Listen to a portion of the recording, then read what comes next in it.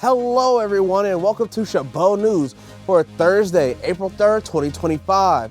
It's the one and only Lamont Lugin, and today we'll be covering the banning of cell phones in Georgia schools, police drones, and another professional driver hack about parallel parking. In sports news, Bruce will tell you about charity runs in Texas, plus news about Juju Watkins' season-ending injury. And in entertainment news, Enrique has the scoop on Scooby-Doo's live-action remake and the arrest of rapper Mark Morrison. All that and more coming up in today's edition of Chabot News.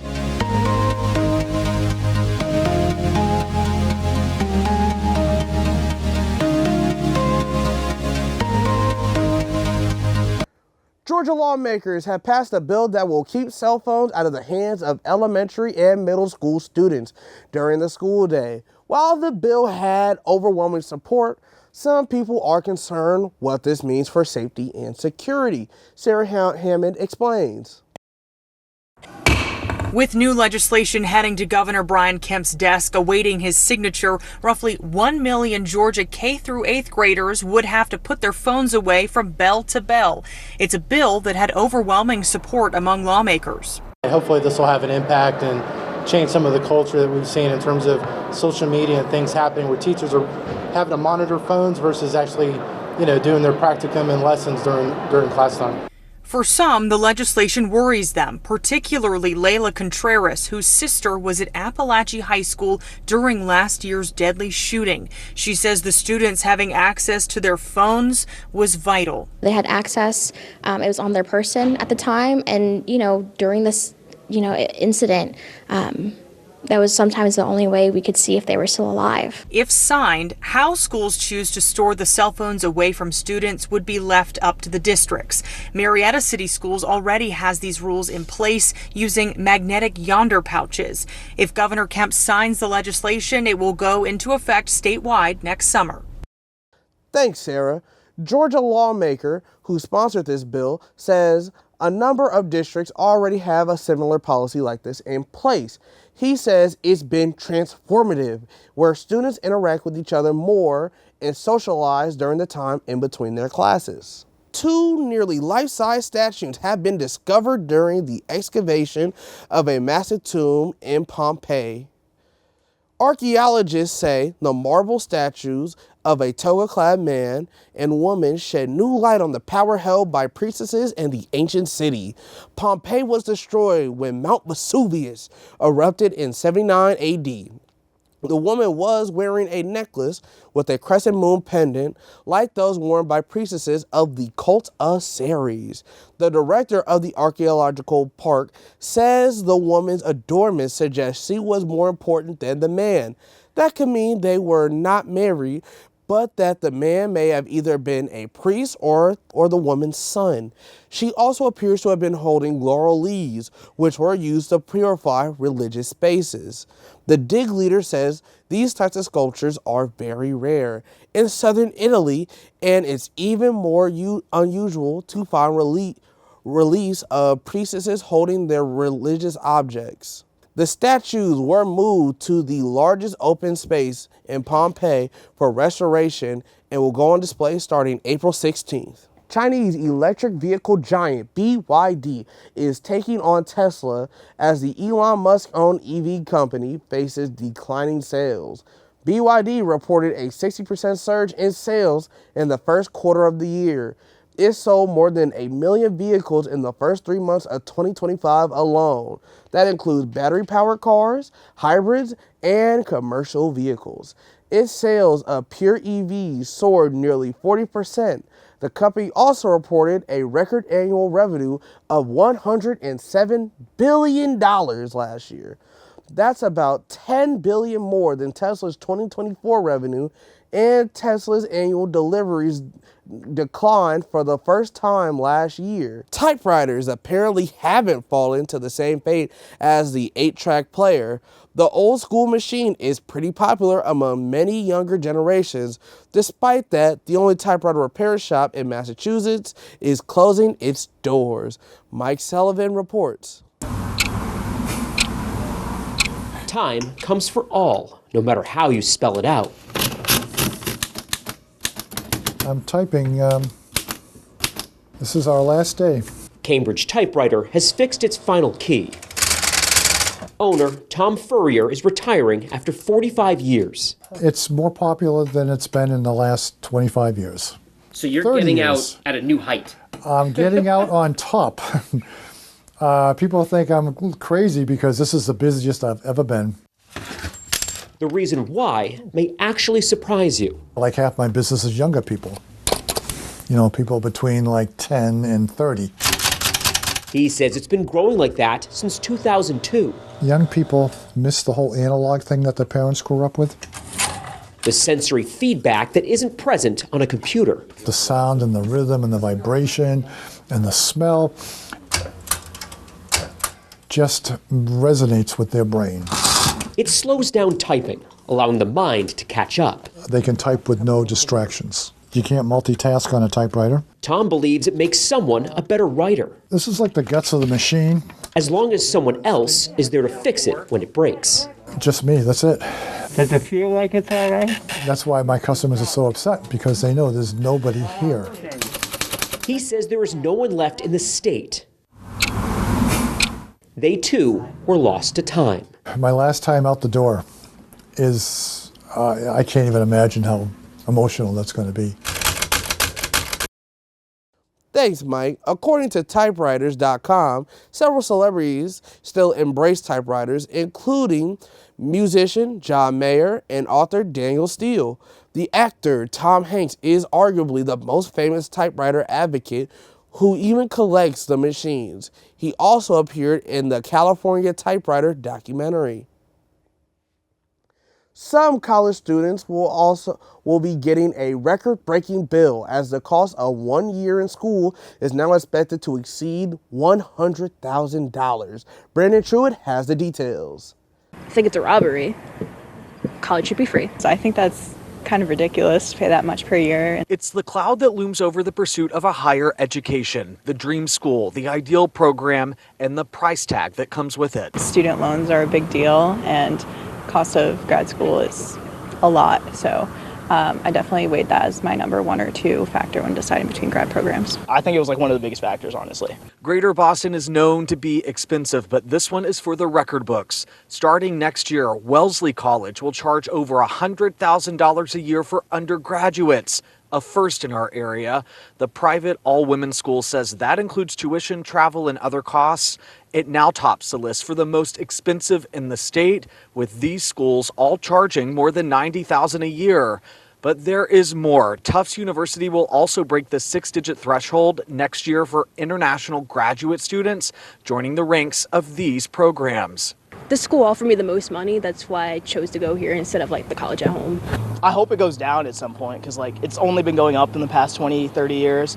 Well, one can dream, right? I am here at Harvard. It's not known for affordability, but earlier this month, the university announced that students from families making less than $200,000 would get free tuition. If it's under $100,000, they throw in room and board. It's designed to be a step toward accessibility.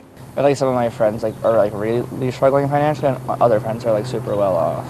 Wellesley College says their average grant was about $60,000 a year. Other schools come in around the same. Helpful, but still a hurdle, say students. It's obviously it's a huge barrier to entry for people to just want to pursue higher education. I think it's a big problem for that. Brandon Truitt, WBZ News. Thanks, Brandon. Rising tuition costs potentially lead to other colleges following suit. Talking about college, let's go to the one and only Bruce Malloy for this week's sports news. Take it away. University of Southern California star Juju Watkins suffered a season-ending knee injury in the women's NCAA basketball tournament this past Monday. It happened during the top-seeded Trojans game against Mississippi State. In the first quarter, Watkins was taking the ball up on the court on a fast break when she collided with Bulldogs senior guard Chandler Prater. Watkins' right knee buckled awkwardly, and she went down hard to the ground. Watkins immediately clutched her knee and had to be lifted off the court. The Trojans went on to win the game handily and advanced to the Sweet 16. USC later announced that Watkins will undergo surgery and rehabilitation. The loss of their centerpiece will make USC's pursuit of the national championship a much more daunting challenge. The weekend of March 29th and 30th, the Texas Independence Run will test the grit of many runners. But this past weekend, the charity group Wings of Texas will be pushing their captains for nearly 200 miles to raise money for their nonprofit.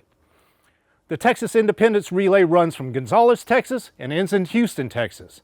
The teams have the entire weekend to run the 200-mile course. Michaela Chavez from KRIS, an affiliated station in Corpus Christi, Texas, has this report. We are going to spread the mission of inclusion for 200 miles across Texas in the Texas Independence Relay. Michelle Jones is the founder of Wings of Texas, a nonprofit that assists individuals with disabilities and promotes inclusion. This will be Charlie's 9th year doing the Texas Independence Relay and Captain Lori's first year. She's also Charlie's mom. The first year we did it, we took Charlie out as a proof of concept just to show the race director that we could do it and that we could do it safely. Since then, the team has grown. There will be 2 captains, Charlie and Lori, and there will be 12 people helping them make their way to the finish line. They're called angels. We give our stronger runners the longer distances. So the longest distance that one of the angels will be doing is a total of 20 miles, and they have 3 legs. That angel she's talking about is Hector Yanes. Having to run 200 miles is not something you just do every weekend. He ran in high school and wanted to pick it back up. But he wasn't just looking for running buddies. He was looking for a family. Seeing the Wings of Texas out in these 5Ks, 10Ks runs that they have downtown kind of inspired me and my family. So we ended up talking to Michelle and Thomas and Rusty, and they opened their arms wide and we came right in. 200 miles isn't easy, especially when there are challenges along the way. There's actually some dirt roads. You're talking about some oil field trucks, 18-wheelers running by us with, just dirt and dust going everywhere. Just cars going by so fast at night. That and the hills. After your 15th mile, it's kind of ask for some help to go over the hills. But the angels I met all agree that there's no challenge that can get in the way of spreading inclusion on a whole new level. Charlie's experiencing something that people only dream of doing, and it's because of the 12 amazing angels that we have that are willing to go out there for 32 hours, not sleeping, not showering, just getting out there and making sure that Charlie and Lori cross that finish line.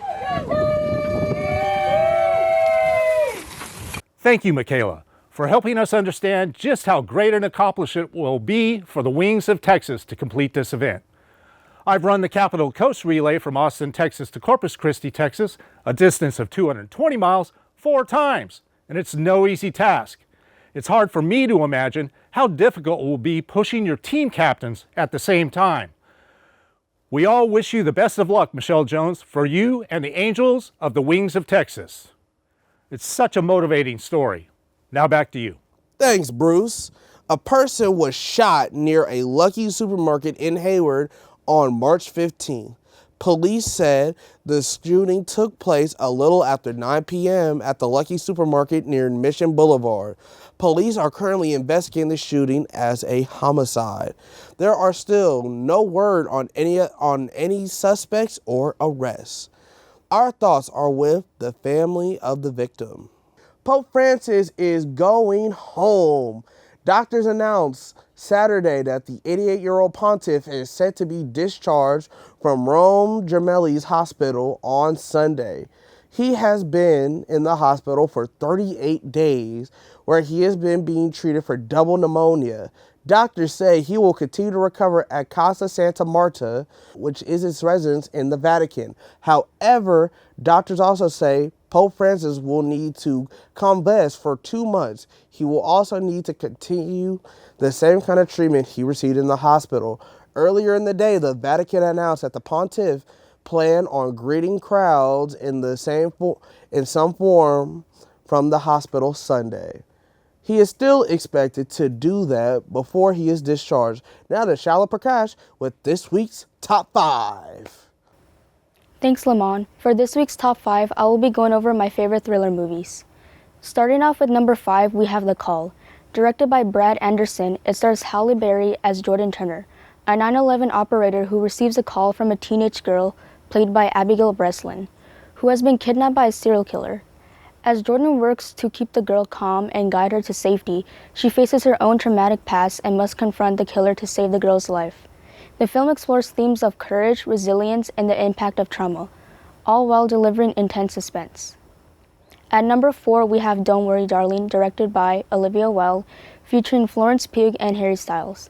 The film is set in a seemingly perfect suburban community in the 1950s, where a housewife begins to uncover disturbing secrets about her husband and the reality of their lives. The movie explores themes of control, conformity, and the pursuit of happiness, highlighting the struggles women face in an oppressive environment. It raises questions about the nature of reality and the sacrifices made for the sake of an idolized life. At number 3, we have Saltburn, directed by Emerald Fennell. The film follows Oliver Quick, a scholarship student who becomes fascinated with the wealthy and charismatic aristocrat Felix Caton. As Oliver gets drawn into Felix's opulent world during a summer at his family's lavish estate, the story explores the themes of obsession, privilege, and the darker sides of human nature. What's good about Saltburn is its sharp writing, strong performances, particularly by Barry Keoghan and Jacob Elordi, and its ability to blend humor with suspense. The film offers a satirical take on class disparity and the allure of wealth, all while keeping viewers engaged with its twists and turns. At number 2, we have Shutter Island, directed by Martin Scorsese, starring Leonardo DiCaprio as a U.S. Marshal, Teddy Daniels. Set in 1954, the film follows Teddy as he investigates the disappearance of a patient from a mental institution located on a remote island. As he delves deeper into the case, he uncovers unsettling truths about the institution and his own past, leading to a mind-bending conclusion. What's good about Shutter Island and its gripping atmosphere, intricate plot, and strong performances? The film masterfully builds tension and suspense, keeping viewers guessing until the very end. Additionally, its exploration of themes such as trauma, guilt, and the nature of reality adds depth to the thrilling narrative. And last but certainly not least is The Prestige, directed by Christopher Nolan. The movie follows an intense rivalry between two magicians, Robert Angier and Alfred Borden. In the late 19th century London, their obsession with outdoing each other leads to a series of elaborate tricks, betrayals, and dark secrets, culminating in a shocking twist that challenges the nature of reality and illusion. What's amazing about The Prestige is the masterful storytelling and the intricate plot. The film's non-linear narrative keeps you guessing, and the performances by Jackman and Bell are outstanding. The themes of obsession, sacrifice, and the cost of ambition resonate deeply, making it not just a thrilling watch, but also a profound exploration of lengths people will go to for greatness. The final twist is a jaw-dropping moment that redefines everything you've witnessed throughout the film. That's all for this week's Top 5. My name is Shyla Prakash, and now back to you, Lamont. Thanks, Shyla. They survived the fires, but they're still in survival mode. Reina Nakako has the details on how businesses are pushing to get people back in town, despite the road closures. Tucked behind a canyon and right by the beach, that's the charm of Marmalade Cafe Malibu. We've really created a very local presence. But since the Palisades fire, its charm has turned into one of their biggest challenges. We used to be kind of the center of tourism, the center of the LA Beach community, and at this point, I feel like we are the edge of the universe right now. That's because the city's main thoroughfare, PCH, has been shut down since early January because of the Palisades fire and the mudslides which followed. I think everyone is really just hanging on by a thread. General Manager Lynn Schultz says they were able to reopen in late January, but instead of calls for reservations, we do get calls every single day. Are you open? How do I get there? Which direction? How long is it going to take? Staff here tells me that even on their best days, they're only doing decently. We're down maybe over 50% in foot traffic, revenue. Sadly, some businesses have had to close for good, but for those that have made it this far, Malibu Mayor Doug Stewart is asking people to come back. Malibu is open, and we're working diligently with our friends at the City of Los Angeles to see what we can do about expanding the opening. But for right now, come on down to Malibu. We've got our arms open, and you're very welcome. To stay afloat, Schultz has had to significantly cut staffing hours. She's hoping people find it in themselves to take the long way to keep the restaurant going. Is PCH reopening? What do you know? We don't have a clear answer on that. So you take Malibu Canyon, which is actually a lovely drive. I drive it every day. We hope LA can get back on its feet. California strong. Hey, California Police Department may soon use drones to respond to 911 calls. Officials in Oceanside say a drone could reach the scene of an incident quickly, sometimes within seconds, and help provide immediate information. The drone will be operated by a pilot at the department's real-time crime center. The Police and Fire Commission recommended the program unanimously. It now needs approval from the City Council. It could be up and running in just a few months. Now, time for entertainment news with Enrique Peña Ponce. Thanks, Lamont. Scooby-Doo, where are you? Coming to Netflix. The streaming service is coming out with a live-action series based on Scooby and the Gang. The beloved animated series has been adapted for 3 live-action movies, but this will be the first ever live-action Scooby-Doo series. It will be an origin story featuring characters based on the beloved mystery-solving gang from the original animated show. The 8-episode series will focus on the haunting case that brought the crew and their cowardly dog together. Netflix hasn't announced the cast or the release date with the recent trend of childhood cartoons getting live-action remakes. We sent our reporter Cole Wagner out to see which cartoon Chabot students want to see in the flesh. Cartoon I want to see made into live action, probably Amazing World of Gumball. I feel like it would be a good show to capitalize off of to make it to a show instead of Scooby-Doo, because there's already so many Scooby-Doo shows. Unless it's like with extensive care from the source provider, I don't think many animated shows or movies should be turned live action. I think it'd be cool if they made like a Gravity Falls live action remake. That show's pretty mystical. Adventure Time would be cool too, but Gravity Falls just seems a little more compelling because it had a lot of mystique to it. There aren't many cartoons that probably would work in live action.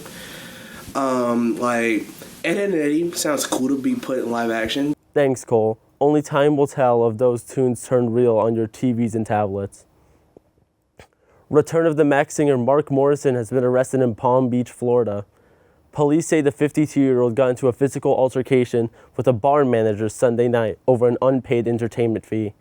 Witnesses at the scene said Morrison was upset about the alleged lack of pay for an event at the venue. According to the arrest affidavit, Morrison pushed the restaurant manager twice, and witnesses separated the two men. Police were called and arrested Morrison for simple battery. He was taken to Palm Beach County Jail and later released on bond. Morrison's attorney said in a statement the altercation over the entertainment fee escalated into a racially charged confrontation. The attorney said Morrison is confident the facts surrounding the incident will vindicate him of wrongdoing. That's all for entertainment this week. I'm Enrique Peña Ponce. Now back to you, Lamond. Thanks, Enrique. We are back on track with another driver hack, and this time we are practicing the third way on how to parallel park on the right side. With this 3-part series, we're going to check in with our reporter, Alan Sampson, as he went around town to ask some people about how they parallel park on the right side. Drivers. Do you find it hard to parallel park? Well, here is 3 out of the 3 ways to parallel park on the right side. But before we get into this driver hack, we asked some people about their ways on how they parallel park. It depends. If I'm running late, I like to leave it sideways so it looks like I'm running late. I just jump out the thing and get inside, right? Pull your car up to the car in front of you, line up your mirrors, and then you're going to move the steering wheel to the right. You're going to back up, straighten out, and then you'll back into the parking spot. You're parking right. That term has always been mixed up in my mind because there was nothing parallel about it, and so I'm not sure how I parallel park. Such amusing answers there. Let's get into our driver hack now. When parallel parking on the right side, the third way is to drive forward until your passenger's side mirror is aligned with the rear end of your parking space. Turn your steering wheel to the right. Drive in until your side mirror enters your parking space. Turn your steering wheel to the left. Drive forward, exiting out your parking space until you are at a 35-degree angle with the vehicle in front. Straighten out your wheel and reverse in until your vehicle's front side right corner is aligned with the front side left corner of the parking space. Turn left and reverse until you are in your parking space. The car goes right in. This is our third way to parallel park on the right side. I'll actually try that way, and probably share it with a few friends. Maybe they can use it as well. Good idea, man. I'll do that next time. That's what I thought parallel parking was. Remember to drive safely and please be courteous. I am Alan Sampson reporting for Chabot TV. Nice to know that awesome driver hack.